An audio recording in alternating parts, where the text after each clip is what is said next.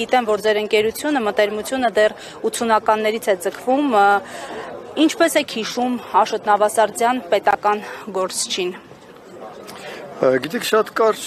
խոսելը շատ բարդ է, որովհետև ինքը մի սերունդի ներկայացուցիչ է, ընդ որում այդ սերունդի ամենափայլուն ներկայացուցիչներից մեկը,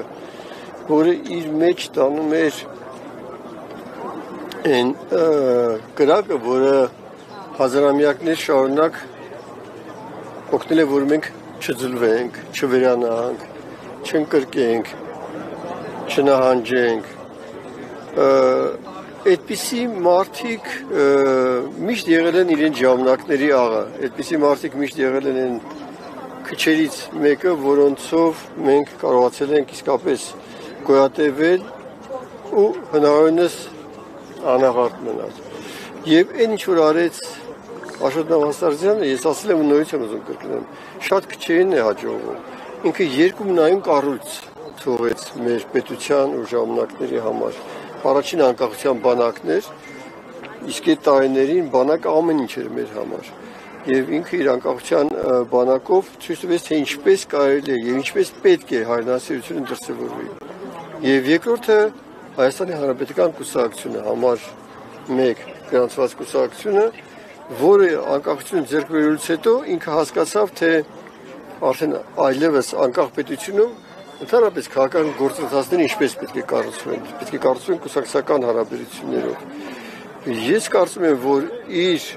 թողած ժառանգությունը մեր եւ հաջորդ սերունդների համար ուղենիշ է։ Պարոն Մինասյան, այսօր բարձրագույն մակարդակով տարբեր ամբիոններից կոչ է արվում մոռանալ, ուրանալ պատմական իղձերը, մոռանալ գաղափարախոսությունները, որոնք նաև հիմք են դրել պետության կառուցման, այն գաղափարախոսությունը, որի համահիմնադիրներից է նաև Աշոտ Նավասարդյանը, արդյոք Հայաստանում այդ 3 միլիոն ժողովրդի մեջ կային 30 մարդը, որի մասին Աշոտ Նավասարդյանը նշում էր, որ եթե լինեն, ապա պետությունը կշարունակի գոյատևել։ Իհարկե կան, բայց գիտեք, ցանկացած ժողովրդի պատմության մեջ լինում են նահանջներ եւ այդ նահանջը կարծում եմ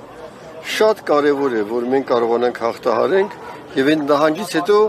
գալու է վերագնահատումը։ Եվ այդ վերագնահատման ժամանակ մեզ պետք են մեծություններ, որոնցով մենք պետք է հասկանանք, թե այդուհանդերձ այդ նահանջի արդյունքում ինչ մենք պետք է արձանագրենք։ Պետք է արձանագրենք, որ այն ամեն ինչ որ կա ու մնայուն է, նա է մեր իրականը, այն ինչ որ ժամանակավոր է, նա անցողիկ է։